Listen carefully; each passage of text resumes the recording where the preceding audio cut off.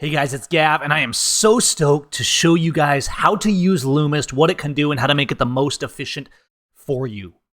This shouldn't take that long because Lumist is incredibly easy to use, but we're just going to start at the very top. Okay, so as soon as we've downloaded the Lumist package, we're just going to want to take that zip file that we've downloaded, and whether you're on Mac or Windows, you're going to want to uncompress or open up that zip file. So you can right-click and open it in a specific application if you need to. If you don't have a zip utility on your system, you can go to seimfx.com/help and download just a free utility like ZIPEG or something like that. But most computers, if they're set up properly, you can just double-click that zip file, and it will either open a folder, or you can see in this case, it just unzipped Lumist right to the desktop.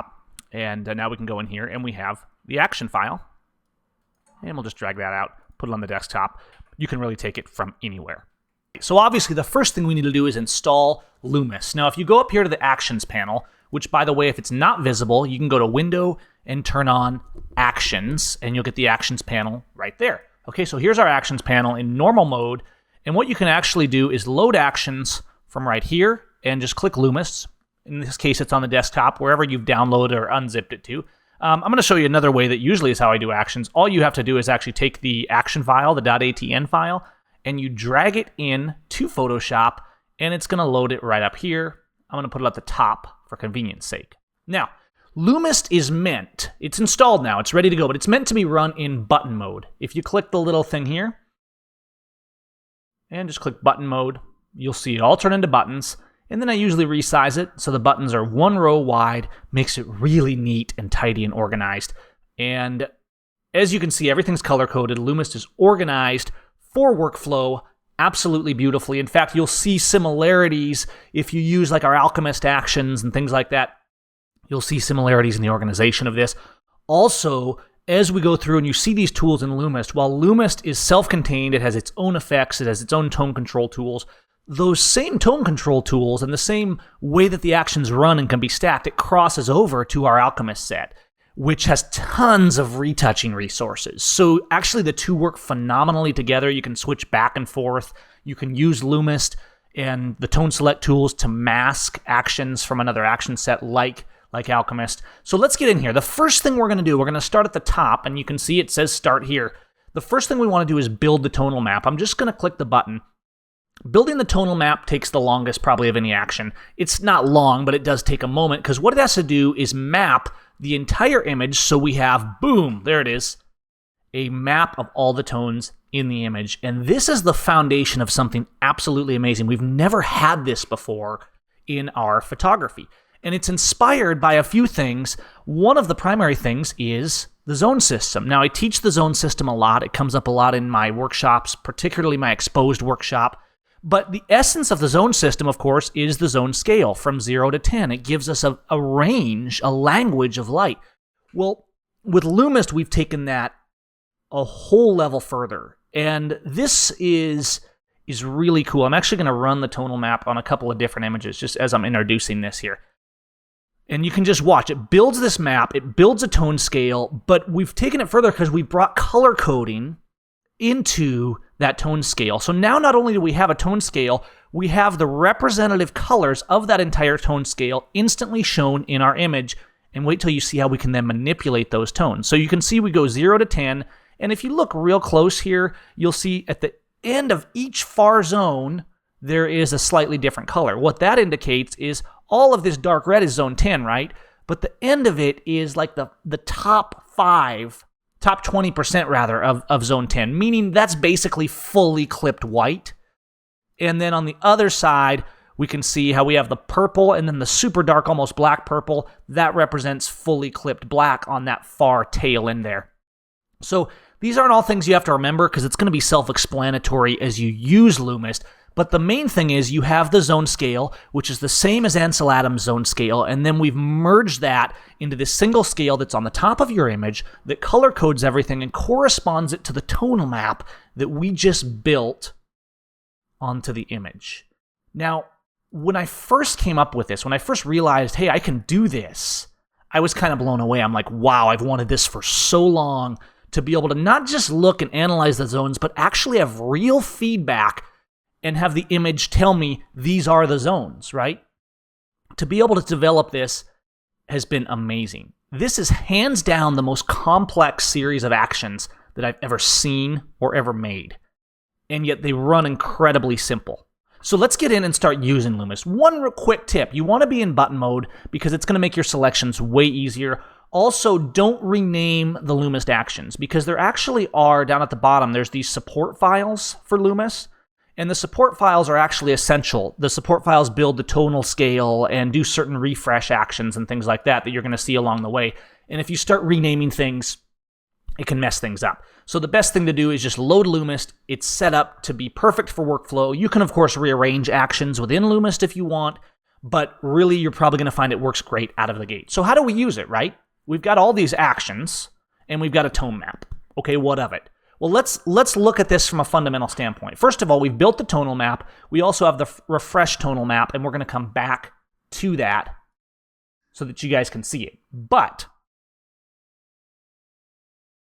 let's hide the map, okay? So I'm going to click the Hide Map button, and instantly it hides the tonal map. It's still there. In fact, you'll see it right down here in the layers.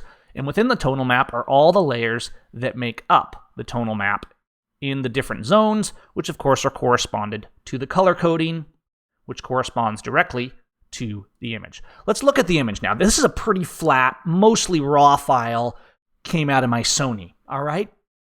Clearly, I'm going to want to do something with this, but a lot of times, you know how it is when you first start editing, you're like, okay, what do I do? Well, let's start with something simple, and let's start with some of the one-clicks. Let's just get a nice overall effect. I'm going to use the beauty dish, which is going to kind of lighten the scene and just give a little bit of that wet look to the light.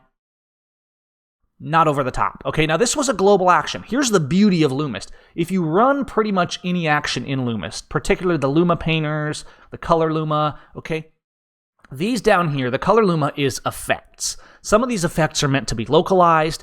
Some of them are meant to be global. But regardless, the masking design behind the scenes of Lumist is basically going to tell, it's going to know whether or not you've made a selection, and it's going to react accordingly whether you have a selection.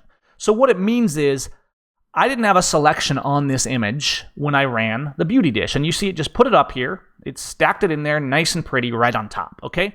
And here's the effect. Now, what do I want to do from there, and where do I want to apply it? Some of these effects, particularly the one-clicks, a lot of them rely on the total map, okay? But you don't really have to think about it. You just run them and they go. That said, any action within Lumist, pretty much every action, you can select a range and you can apply that action automatically only to that range. So let's take a look at that just to give you an idea. Let's show the map. Okay, so we see because I've ran an action that the map says needs refresh. And if you run an action that's within Lumist, it automatically changes the map to let you know it needs a refresh. You don't have to run the whole thing again. You just select the refresh total map. And by the way, you can continue editing as long as you want without refreshing. But whenever you want to reference your map and see where you're at, just hit that refresh total map button. And it's going to go through faster than the original build, and it's going to refresh your map. Okay, there's our refresh map. Now we can see we have a little bit of clipping right here. However, we're not clipping into the pure clipped white. We're just clipping into zone 10. Let's hide the map and look. It still might be a little much. Let's go in and let's actually apply a bit of a skin glow and work with that a little bit. So I'm going to show the map real quick. We can see that the skin tones are around 6, 7, 8, 9, and 10. And the rest of the image is pretty dark, right? So I'm actually going to take 5 through 10, which is a pretty wide range, but 5, 6, 7, 8, 9. And you can see I'm just clicking select these zones because the map has already mapped them all out. And it's additive.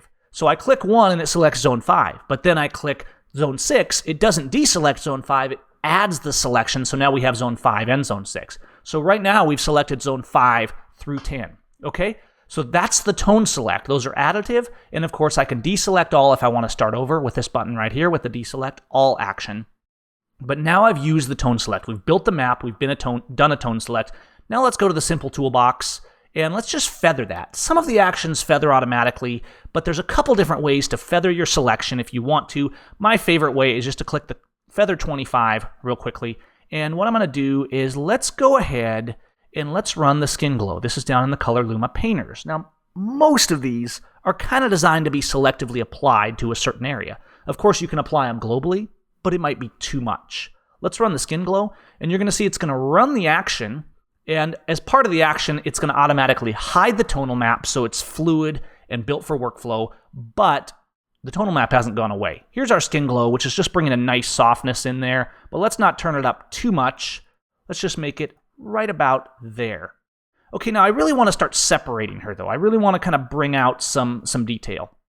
Let's go down, and I'm going to use the luminance. Okay, and I'm going to run this without making a tone select. So I'm just going to run luminance globally, and you can see I've just brought in some really nice pop into the image. Now, maybe a little bit too much on her face, okay? Now I can adjust the opacity of any layer. This is the beauty. Just like Alchemist, everything is stacking. Groups of layers and layers, and you can select any one and change it. You can play with the layers inside of it here, right? So you could turn things on and off within the layer. You could take and pick it apart, right? You could make it your own. There's a zillion different configurations you could make. Or you can use it as it is, adjust the opacity up or down, right? And you can also use the integrated mask. Because we didn't have a selection made, it's showing everything. But we can actually select that mask, and we can paint onto the mask, which is already selected. And you can see we can hide elements of that mask using the paintbrush. I'm going to dial this back to about 50% and just make sure we don't lose too much detail in her face. But you see we're retaining that snap everywhere else. Let's actually refresh the total map and kind of see where we're sitting with this. You can see that whereas in Lightroom presets, it's designed for batch editing and for bulk, and you quickly apply an effect and you move forward, right? The refinement, the tone refinement that we have in Lumist is off the charts. Okay, now I see that I want to separate her. Let's bring some three-dimensional feel to the background.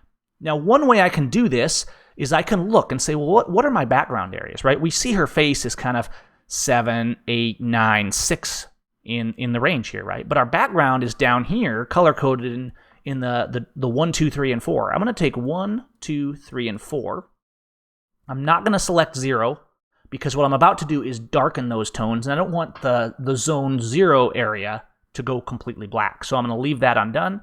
Feather 25 in the simple toolbox down here, and I'm just going to use the darken curve. Boom, what did we just do?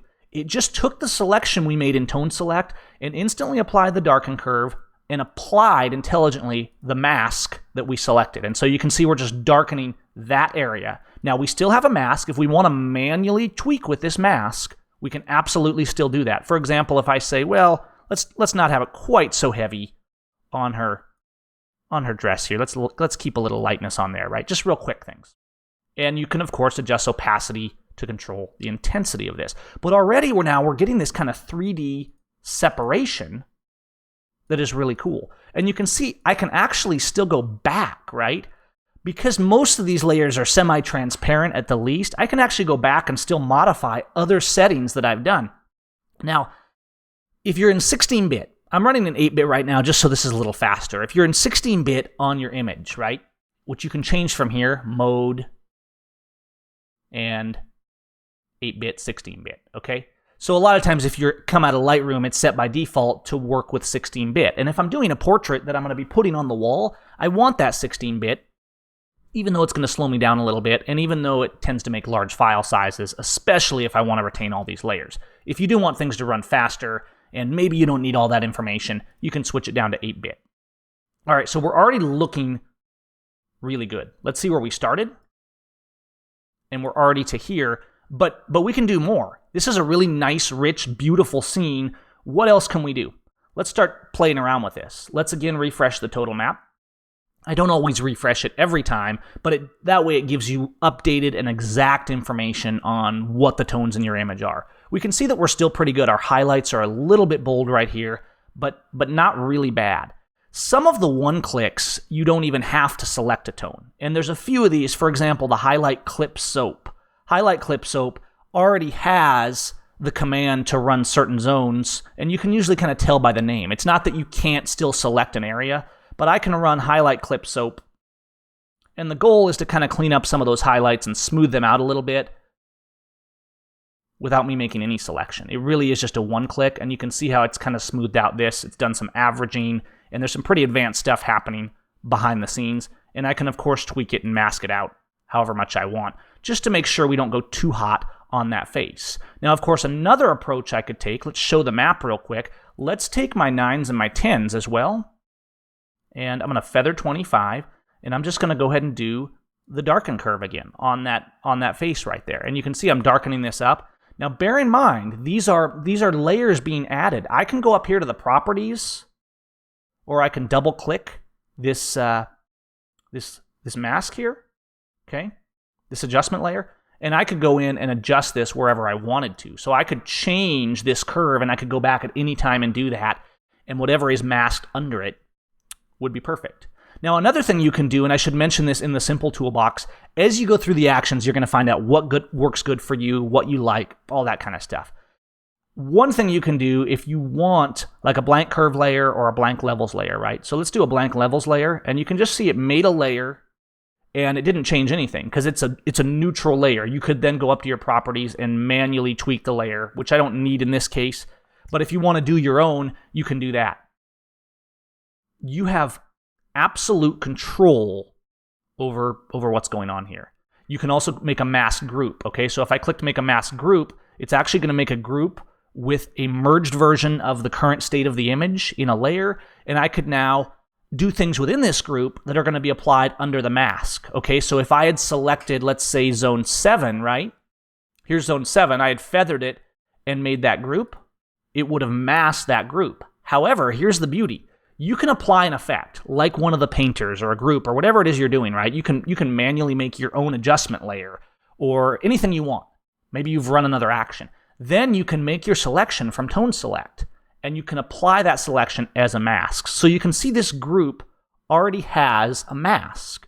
But now I say, hey, I want to mask this group and only mask it to zone 7. So I've selected zone 7. I've feathered. All I have to do is click the Mask Out Non-Selected button. What that's going to do is it's going to clear the current mask, and it's going to replace that mask with my current selection, and now this group is masked to whatever selection I made. I mean, the control here is unbelievable. If this seems complicated, don't fret about it. Lumist is very easy to use, and you can really just walk in here, run your tonal map, start learning about the tones in your images, start applying effects, start masking, remove a mask if you don't like it, turn off a layer or delete it if you don't like it, and just start playing around. One of the beauties is the way we've designed Lumist, and especially the tonal map, is it's actually going to teach you about tones and zones simply by using it. And we've never had anything like this before. It's really, really cool. Okay, let's go back to some of these one-clicks now. For example, I love the depth surround. Depth surround is going to automatically identify, based on the total map, the areas that should be darker, that are kind of darker by default, and it's going to darken those a little more to give us some more separation. So I don't even have to make a selection. In general, with the one-clicks, you can assume that a selection is not essential, which isn't to say you shouldn't ever make a tone selection. But the one-clicks, much like many of the one-clicks in Alchemist, you can pretty much just run however you want. The other ones you might run and find that you need to mask them a little more, but again, you can do it however you want. The simple tools, like let's say the darken curve, if you don't have a tone selected, it's just going to apply it to the whole thing as if you were just making that adjustment layer on your own. Let's run the depth surround, and it's just really quick. And again, we're darkening, we're separating more. It instantly selected those zones. Couldn't have done that if it weren't for the tone map sitting there in the background. Now those tones are selected. We're really darkening things up. Let's actually take and let's look here at the tonal map again. Let me show you how you can use some of the color painters. So for example, I kind of have this lush scene and there's this brown grass, but I'm going to look around here and I'm going to say, hey, let's take zone 1 and add a little more green to it, right? We don't want too much green, but we want to enhance the green of that grass. So I'm going to take zone 1, I'm going to feather zone 1, and I'm going to do the green paint overlay, and just like that, we've enhanced the richness of the green in the image without negatively affecting anything else because we only chose the area we wanted to choose. I'm going to dial that back just a little. I could turn it way up as well. And of course, you could go down and tinker with this layer. You could play with the blending modes of the layer to get different looks. You could mask it. You could fill it with a different color if you wanted to customize it. There's any number of things you could do. And that's, again, one of the beauties is that we're not trying to hide anything from you as Lumist runs. We're trying to put all the control in your hands, make it easier for you to manage the image and do an easy, fast workflow when you want to, but also to have complete control if you want to as well. You know what I really want is just a little bit more color in the skin here. So let's see what happens. Let's go ahead and take the total map and just show it. And I'm going to, again, take the 7, 8, and 9, which is her face. Okay, so I'm going to actually hide the map. By the way, the tone select still works perfectly, whether the map is hidden or not. So I'm going to take 7, 8, and 9, which is most of her skin tones. I'm going to feather by 25. And I'm going to go ahead and do... Let's go ahead and apply the skin paint overlay light, okay? Just to bring a little more color. See that how we just did a little bit of soft color into her skin. Don't want to do too much. If I wanted to, I could do a little bit of masking around the eyes more, but honestly, this is looking really cool. I'm going to now go to Magic Saturate, which is going to saturate the whole scene, but it's going to give me a little less saturation on the reds. That's too much. Like I said, when we make a layer, we can always go up to the properties of that layer and just modify it. So I'm just going to saturate a little bit by about 30 right here. And I'm actually going to mask out manually. I could have done this with tone select, but I'm going to manually take out some of that saturation around the edges so that she's the focus. I don't want to saturate the dress too much. A lot of that was for the face, and I could have used tone select to mask that. Okay, let's see what we've done in just a couple minutes. We started here, and now we're here. And that's a lot of refinement. And you could go to town. You could keep doing this as much as you wanted. You might say, oh, her face is a little light. You know, let's do something different, right? You can do whatever you want with the image. Okay, let's take another one, and just real quick, here is this one here taken down near Clear Lake. And so I'm going to hide the map. And here's a really cool image. Bit flat. Let's see if we can work with it a little bit. And let's start. We have our total map already. So let's look at the map. I just want to examine my tones here, right? And you can see that I have a little bit of clipping out here in the distance. Okay, and other than that, everything's pretty well under control. Nice wide range of tones from dark to light, which is really good because contrast provides depth, and we want that. So all we got to really do is bring that out. Let's go down and let's take something like the highlight soap. And highlight clip soap, basically, I mean, I named it that way just so you know. I mean, this is just to fix overdone highlights. I'm just going to click the action. I don't need to make a selection. It's going to run on its own. And you can see here that I've just gently filled in and made those highlights not quite so white and over the top. So that's a good start. Oftentimes, I would run something like that on the 16-bit image, even if I was going to convert to an 8-bit image, so that I got that dynamic range out first before I proceeded. Now, let's go ahead and continue. Let's try the Luminesque. Let's bring a little bit of punch and light. We've really emphasized actions that kind of bring lighting effects to the scene, as if you're altering and kind of molding and sculpting the light. And in most cases, we're actually working with the light that's already there, but really is going to give you a lot of control. Luminesque actually helps a lot on this. I'm going to crank it up just a little bit more. And let's go ahead and do the little bit of something like multi-dimension. Again, another one click. And what this actually does is it selects various tonal ranges based on the total map. And you could do all this manually, of course, too, but these are meant to save you some time. And it kind of gives this multi-dimensional look that's honestly going to be different on every image you run it. Because remember, we're trying to take the two-dimensional world and bring it into the three-dimensional world. On Lumist, we spent a lot of time. I spent a lot of time. First, I had this idea of the tonal map, and it started as a personal project, and then I realized, wait, this is way too powerful to just be something that I tinker with, right? I need to make it a tool that I can use. Because we have things out there like luminosity masking and stuff like that, but they're kind of complicated, they're kind of nerdy, and they don't actually give you effects most of the time. They just allow you to make selections. Lumist allows you to make all the selections, but that's just in the first third. Then comes all the tools that allow you to apply those selections in any way that you want. So we're already looking really good. Let's actually go down. Let's try the depth surround. Depth surround is really good because it's almost like a vignette, but not. So it's actually taking and bringing richness into certain areas and leaving other ones alone. And I'm just going to do a little bit of it. Again, I want a wide range of contrast. Now I'm going to refresh the total map, and we're going to see something pretty cool here. If we look at the total map, once it's refreshed, we can see that our tone values are going all the way down. Tiny bit of black clipping, which we could remove. There's an effect for that too, the dynamic shadow boost we could use to remove that, but I don't always mind a little bit of black clipping. I don't usually want highlight clipping, but those rich blacks, they're phenomenal.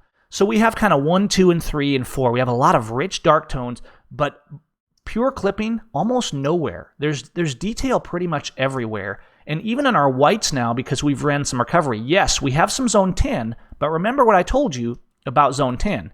And that's why we have that color separation. We can see that it's the darker red. We have zone 10s, but we don't have that really bright lipstick red, which means we don't actually have these areas in true clipping. So we have our highlights up here, and those are up in the 8, 9, 10 range, right? And then we have these rich shadows. Let's hide the map here. All right, let's again go down to the one clicks. We've used the tone select in this to kind of selectively take on certain areas. One clicks have used the tone select in here to automatically do things in the background for us. Now I'm going to go and let's actually take something like Luma Rays. And this is pretty cool because it uses the highlights of whatever image you're on. It's not just painting in details. Luma Rays takes highlights from this image, and it's actually going to enhance the light rays in this image without overclipping it. And so what we've done is just enhance the rays of light. I'm going to dial that back just a little bit. And I'm going to take it and I'm going to manually just mask it out a little bit on top. And just like that. Let's look at our before and after. Here's what we started with. Here's where we ended up. And honestly, the more time I spend on any image, the better it gets. Because you can just keep tinkering, guys.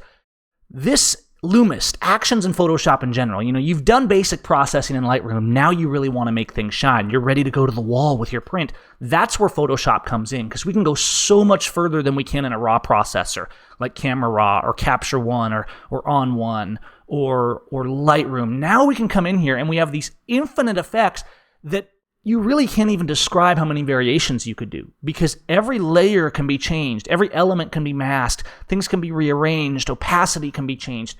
It truly is an endless possible combination. Okay, here's this one of my wife, and I think she's about 5 months pregnant here, and so we did this kind of straight-on pose to really flatter her. Used a ProPhoto B1 on this. Let's hide the map. But looking at the map, you can see there's a lot of darkness in this image, right? Which isn't a bad thing, and yet there's hardly any clipping. I lit this so that the palms and the field in the background would kind of fade away, and it's a bit of a fashion light look on her, but at the same time, there's detail. Now, because we've been at this for a while, and I know you guys are already getting this, we've already made it clear kind of how to use this. I'm going to go to my original on this so you can see what I ended up with. So here is my start, and here is my finish. And let me just show you kind of what I did. You can see I spent a while on this. I started with the lighten curve in certain areas right here, and let's just kind of look at some of these different masks. You know, you can see I lightened, I did skin darkening, I did another lighten curve. So you can stack, right? You don't just have to do it once. If you do a lighten curve and then you want to do another lighten curve in the same area, you can add another one and stack them, or you can just modify that curve. I did the glow haze. I did beauty dish, which again, we talked about that earlier. Just kind of really, you can see where it enhanced it, right? I selected the area around her and then applied that beauty dish light, right? Blue overlay. What did I do on the blue overlay? Let's look at our tone map again, okay? And you'll see what I did with this blue overlay, and I'm going to show you how cool it is. Okay, so let's show the map. Hang on, I got to refresh the map, don't I? Yeah, let's refresh the map since I turned on all these effects. And just take a look at kind of the intentional. Rather than manually do each one, I want to show you what my process was. You can see here in the map that the sky encompassed this this high range up here, right? We have these clean lines, and this is the beauty. We never were able to see this before total mapping, okay? We understood that there was tones and zones, and we could do masking and different things, but this actually allows us to visually look at the scene. It almost looks like some kind of a modern art. Maybe it'll be a new thing. But you can see here that most of my sky is right up here in this zone 6 area. And so what did I do? Let's hide the map. And you can see here, I just made that selection. Very little manual interaction, very little selecting around trees like we would normally do. What did my selection look like? Let's take a look. I just selected that range up there and applied it. And I put the blue sky in to enhance our blues, okay? So let's just kind of see what the difference it made. You can see how the sky was a little bit too warm, a little bit ugly. Just enhance those blues just like that. And then, of course, I could still come over and manually mask that. So what did we end up with in the end? Well, before and after. So just to recap, remember you start with the total map in Loomis. Now, there are some actions here that will run without the total map, but there's also some of these, especially in the one-clicks.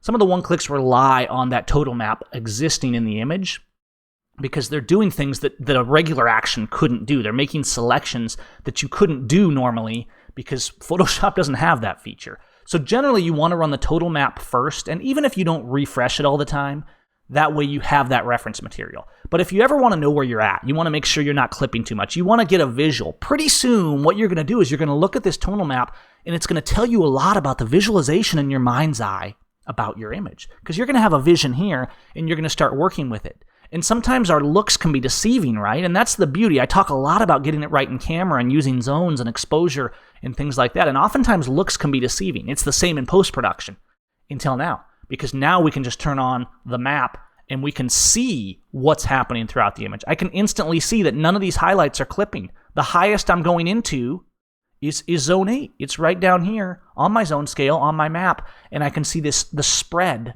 of all these things, and I can select any one of these zones and modify it and have total control. So once you've built a tonal map, now you can select any of those tones instantly, and additively, you can add multiple zones together.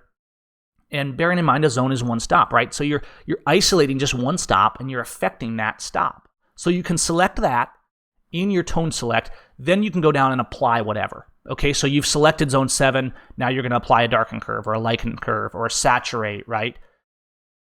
It's going to know that selection is there, and it's going to mask it to that selection, which is still fully non-destructive and editable. The same with the color painters, right? You say, hey, I want to do something with the hair. You say, I want to manipulate the skin a little bit more. So you simply select the right tone, as you see on the map, and then you can go to work and apply any of these. The same with Color Luma, although a lot of the Color Lumas you're going to find are really automated and really easy. Just click them and have fun. And if you want to play with the masks and the tone select, you absolutely can. Now, one more thing I want to show you is what if you run the total map or you refresh the total map and it weirds out? Because you may see this happen occasionally where it comes out grayscale and weird looking like this instead of the proper total map. Here's what's happening. There's a bug in Photoshop that's actually been recognized now by Adobe, so hopefully we'll see that fixed soon.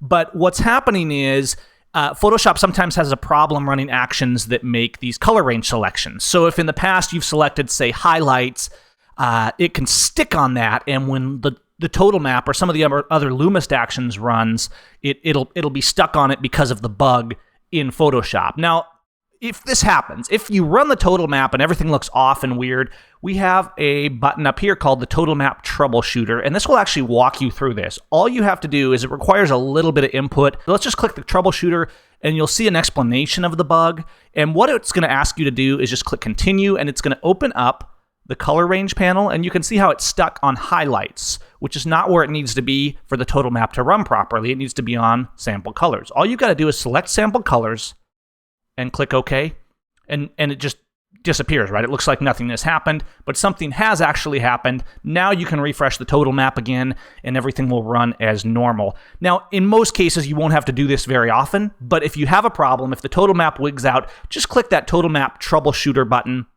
and it will walk you through quickly fixing it, and now our map works perfectly, and hopefully we'll see this fixed very soon in Photoshop as they address this bug.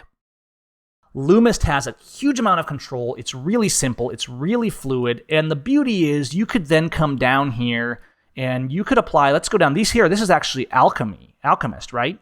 I could apply, let's say, the movable Sunfire. And because of the way we design our layers and our actions, everything's still going to work perfectly. And I could take Sunfire from Alchemist and kind of, just do some fun stuff. I think Sun Glow might be better than Sunfire. I'm going to actually delete Sunfire, and I'm going to run Sunlight, which is a little bit gentler.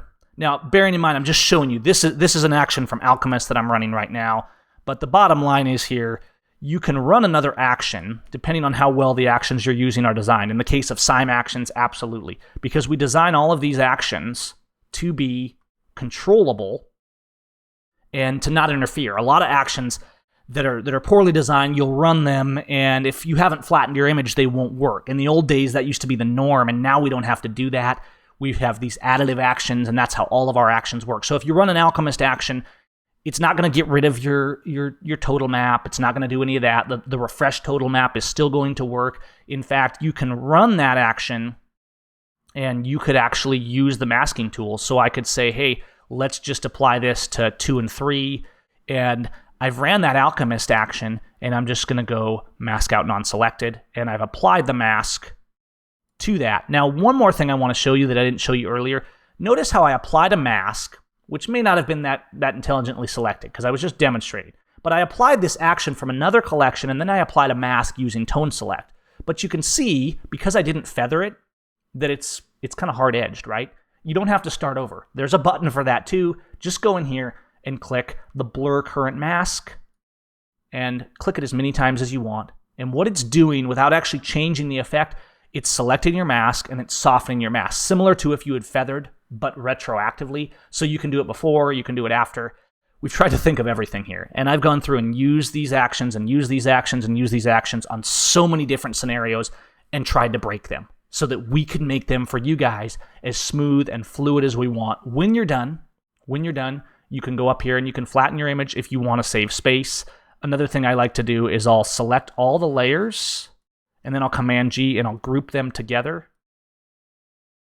That way I can see in a single click what I've done. You can also use snapshots and check a before and after. When I can, if it's an important project, I'll try and save this with all the layers in it, so that if I want to come back later and work with it, I can. Because the beauty of Loomis, we've done all this work, but all throughout, we could go in here and we could take a lot of these layers and still modify them, depending on how many opaque layers we've stacked on top. But the bottom line is, if you want to tinker with it, just tinker with it. If you don't like something, turn it off. If you want to change opacity or mask it later, just do it. So it's simple.